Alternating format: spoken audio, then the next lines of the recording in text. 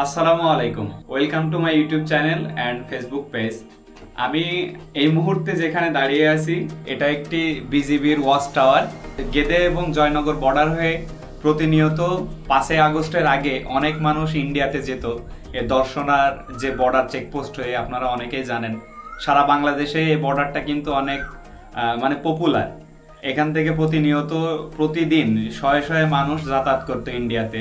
যে বর্তমান 5 তারিখের পর থেকে বর্তমানে বর্ডারের অবস্থা কি, তো চলুন আপনাদেরকে নিয়ে যাই আমরা সেই জয়নগর এবং গেদে বর্ডারে। গেদে বর্ডার হচ্ছে ভারতের অপর প্রান্ত গেদে, আর আমাদের বাংলাদেশের এই প্রান্তে জয়নগর। তো ভিউয়ার, চলুন আমরা বর্ডারের দিকে যাই।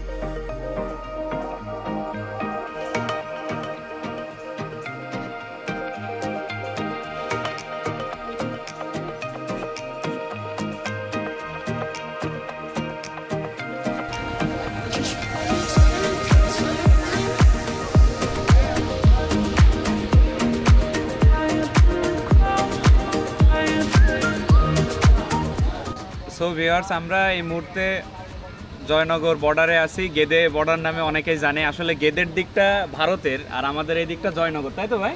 আমাদের এই দিকটা জয়নগর। তো 5 আগস্টের পর থেকে টোটালি ট্যুরিস্ট ভিসা যেহেতু বন্ধ, এখন আমি আমার স্থানীয় ফিরোজ ভাই, এই জয়নগরেরই বাসিন্দা, এই এলাকারই বাসিন্দা, তার কাছ থেকে এই জয়নগর বর্ডারের 5 আগস্টের পর থেকে বর্তমান পরিস্থিতি সম্পর্কে একটু জেনে নেব। তো ফিরোজ ভাই, কি অবস্থা বলেন বর্তমান পরিস্থিতি? আসসালামু আলাইকুম সবাইকে।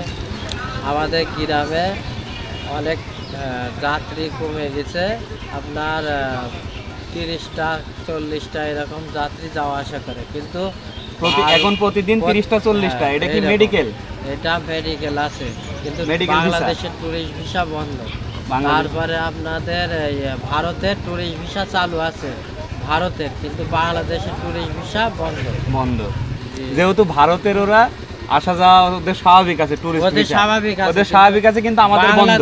বাংলাদেশ বন্ধ, আমাদের বাংলাদেশ বন্ধ, টোটাল বন্ধ। আমাদের বাংলাদেশে আমাদের জয়নগর বর্ডারে প্রত্যেকদিন প্রায় 1500-2000 লোক যাওয়া আসা করছে প্রতিদিন, পার ডে প্রায়, মানে 5 আগস্টের আগে 5 আগস্টের আগে প্রতিদিন 1500-2000 করে যাত্রী যাতায়াত করেছে ডেলি। কিন্তু এখন আপনার একদম শূন্য রেখা, যাত্রী নেই বললেই চলে। আর ভারতে গিয়ে ওই ট্যুরিস্ট ভিসাটা চালু আছে, বাংলাদেশের ট্যুরিস্ট ভিসা বন্ধ। কিন্তু এটা কি কারণে ভিসা বন্ধ করে দিল আল্লাহ জানে। ভিসা যদি পুনরায় চালু হয়, কিন্তু বর্তমান অবস্থা আসলে ওই যে আমাদের বড় ভাই যেটা বললো ফিরোজ ভাই, যে প্রতিদিন হয়তো বা 10-15টা 20টা এরকম করে মেডিকেলের যে ভিসা সেটা স্বাভাবিক আছে, সেটা যাতায়াত হচ্ছে। তাছাড়া টোটালি বর্তমানে বন্ধ। সর্বশেষ এতটুকুই আমি এখন আপডেট দিতে পারলাম। আসলে এই অঞ্চলটা এখন টোটালি ট্যুরিস্ট শূন্য আর কি। ট্যুরিস্ট ভিসা যেহেতু নাই, ট্যুরিস্ট শূন্য। তো সবাই ভালো থাকবেন, সুস্থ থাকবেন, আর অবশ্যই আমার চ্যানেলটা সাবস্ক্রাইব করে দেবেন। আসসালামু আলাইকুম।